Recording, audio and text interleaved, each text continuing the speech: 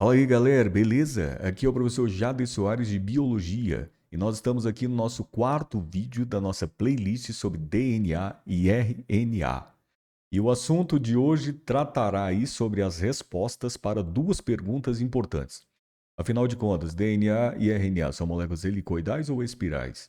E além do mais, do que se trata a relação de Chargaff? Se você tem dúvida em relação a essas perguntas aí, fique comigo até o final do vídeo que eu as responderei.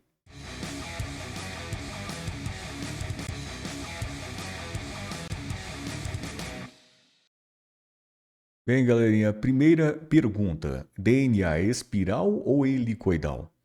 Então, eu vou colocar aqui para você uma curva na forma de caracol, e essa curva na forma de caracol é uma espiral. Então, portanto, nós temos ali, eu vou colocar ali para você em vermelho, um ponto central, e essa curva, ela inicia-se, ela tem a sua origem ali naquele ponto central, e ela começa literalmente a girar ao redor desse ponto central, em torno desse ponto central. E eu vou colocar um outro ponto ali que representa ali a posição, um ponto que está na sua volta de número um. Ali você tem então um outro ponto ali que eu coloquei para você agora que está ali uma posição da sua volta 2, ali da volta 3, da volta 4, da volta 5 e quantas tivessem ali. Só que é importante você notar que é o seguinte, quando nós pegamos uma espiral, se você pega aqui o ponto central e compara com esse primeiro ponto, você tem uma certa distância, ok? E se você pegar aqui esse ponto central e compara com esse terceiro ponto aqui, ó, que seria aqui a segunda volta, a distância aumentou ainda mais.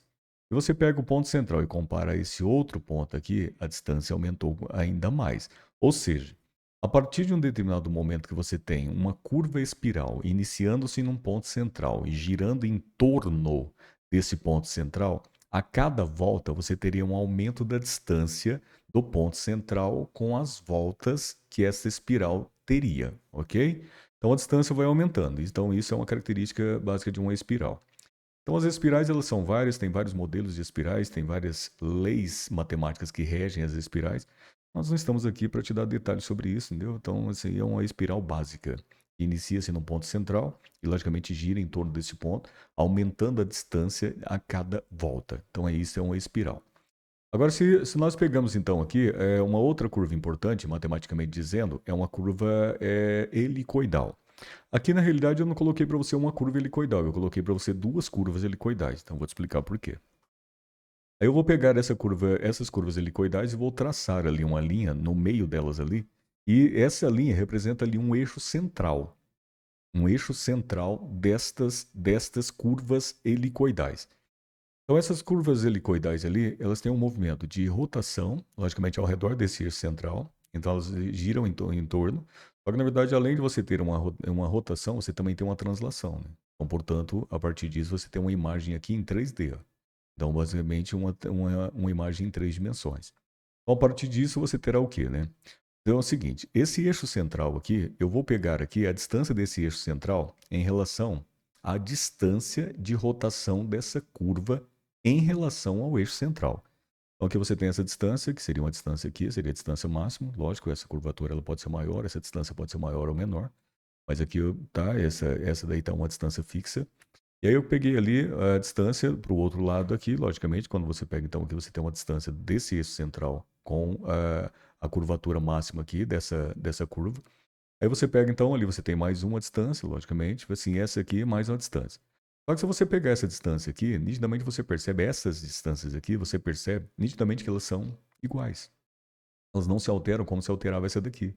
Então essa curva aqui, como sendo espiral, a cada volta que ela dá em torno do ponto central, né, ela logicamente vai aumentando a distância. Aqui não.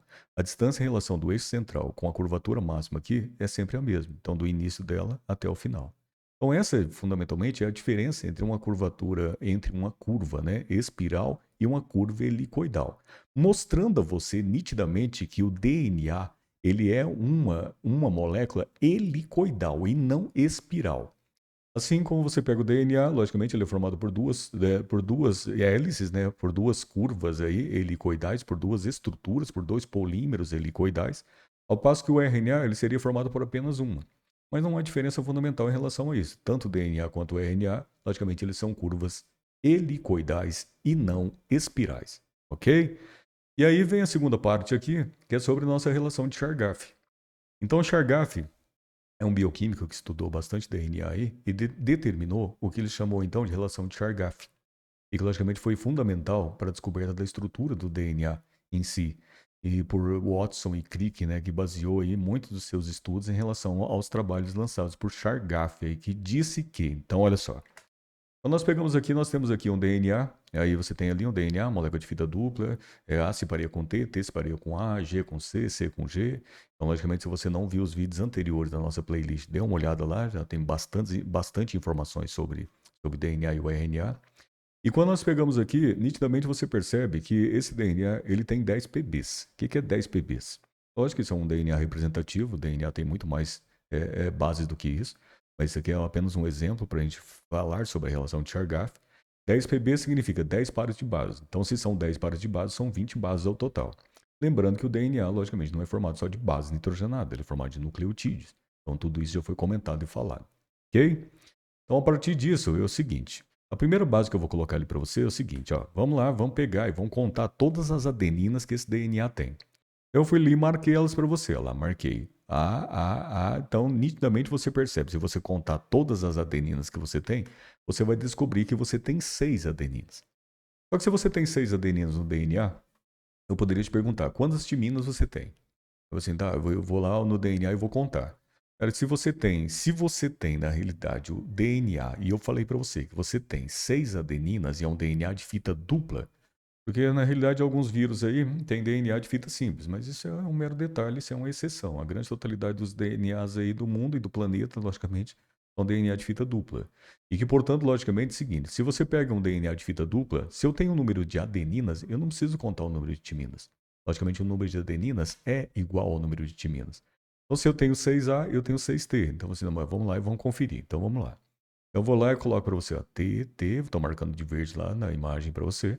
Então, nitidamente você percebe. Por que que você tem um número de A's é igual ao número de T's? Lógico, pelo pareamento. Então, se A se pareia com T, T se pareia com A. Então, você não pode colocar A e você não pode colocar TT. Não, você não pode colocar A de um lado e T de outro. Se for T desse lado, tem que ser A desse outro lado. Então, lógico, assim, a quantidade de A é a quantidade de T. Só que aí é o seguinte, assim, ó, eu tenho 20 bases ao total, né? Então, somando aqui, 6 mais 6 já deram 12, né? Então, eu tenho apenas mais 8 bases. Só que aí é o seguinte, assim, se eu pegar as citosinas, então vamos pegar as citosinas agora. Eu vou lá e vou marcá-las de vermelho para você, ó. Então eu tenho 4 citosinas.